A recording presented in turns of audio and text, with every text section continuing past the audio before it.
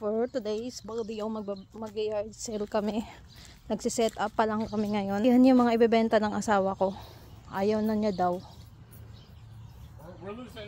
Tapos ako, magbebenta ako niyan ng mga makeup ko at ng ibang mga stuff ko. So yan guys, nagbebenta ako. Yeah, mura na nga lang yung benta ko. Pero konti pa lang din yung nabebenta.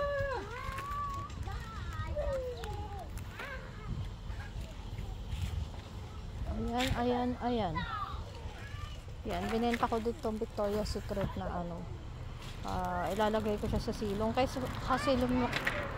Kasi lumalakad yung araw. Malakad yun.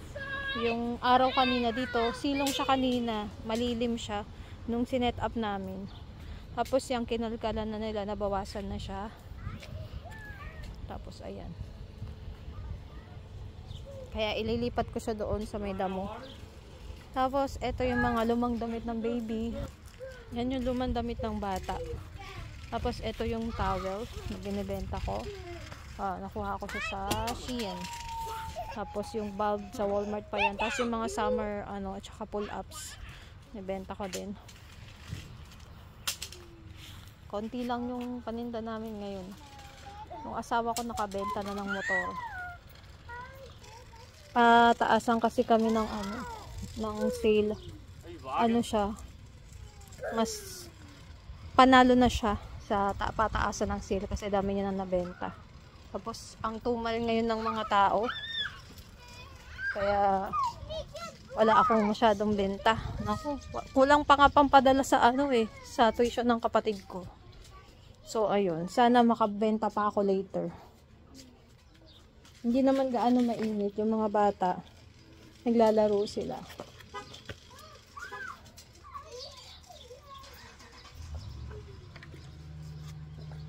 Tapos nagtatry na ako magligpit-ligpit dito. Para mamaya pag may mga ibabalik man kami, at least nakapagligpit na. Tapos yung towel ko na nabili ko, andyan pa din siya. Meron ba nga bumili? Ilang piraso lang. Yung mga dating namimili sa akin, wala na sila. Hindi ko alam kung nasa na sila nagsipagpunta.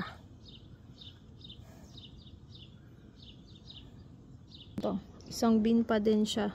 Ang dami ko pang hindi na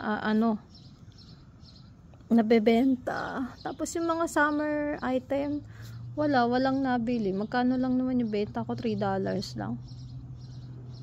Wala pa rin nabili. Tapos yung mga diaper na nakuha ko sa yung 40, mga 45, nakuha ko siya sa clearance sale. Wala pa rin nabili. Siguro mga nag-clearance din yung iba. Yung Keurig na nagsisi ako na binili ko yan, 3 siya, so $15. Pero itatry ko siyang ibenta online kasi siya, pads, lalagyan siya ng Keurig pads. Kaso yung pang office, hindi siya pang bahay. So walang bumibili. Yeah. So wala siyang bumibili. O sana maibenta. What's that? Thanks. Oh, we need that. Yeah. That's perfect. I was looking for stuff to sell, like lawnmowers and stuff. But then I saw this, I was like, oh. So, ayun, may mga nabenta akong bulb. Madaming bumili. Naubos yung ilang piraso lang yung detergent ko, pero naubos siya. Sana marami pang bumili kasi para konti na lang yung ko. Ayoko nang marami masyadong gamit. Parang ayoko na ng tambak dito sa garage. Gusto ko siyang iayos. So, lilinisin namin tong back garage, guys. Kaya sana makabenta pa ako ng madami pa. Tsaka para may pera ako na extra. Kasi yung pinabentahan ko, yung pera ko ngayon dito, lang siya. Hindi ko alam kung magkano yung sa asawa ko kasi madami na din siya nabenta eh. Baka nga wala talagang para sa akin kasi yung 200 nakalaan na talaga yung para dun sa ng kapatid ko, tuition, panghulog niya sa tuition ngayon. So magkano na sa asawa ko yung cash, nililista namin. May nagbabayad through money app, pero tinignan ko, sakto lang nasa 200 lang siya. So, may mga binenta yung asawa ko. Syempre, kanya yun kasi mga binenta niya. Kaya, mamaya itatali pa namin. Dami yan nabenta eh. Kaya, baka walang matira sa akin. Yung mga baby clothes, itatry ko yan. Kailangan ko sipagan. Itatry ko siya ibenta online.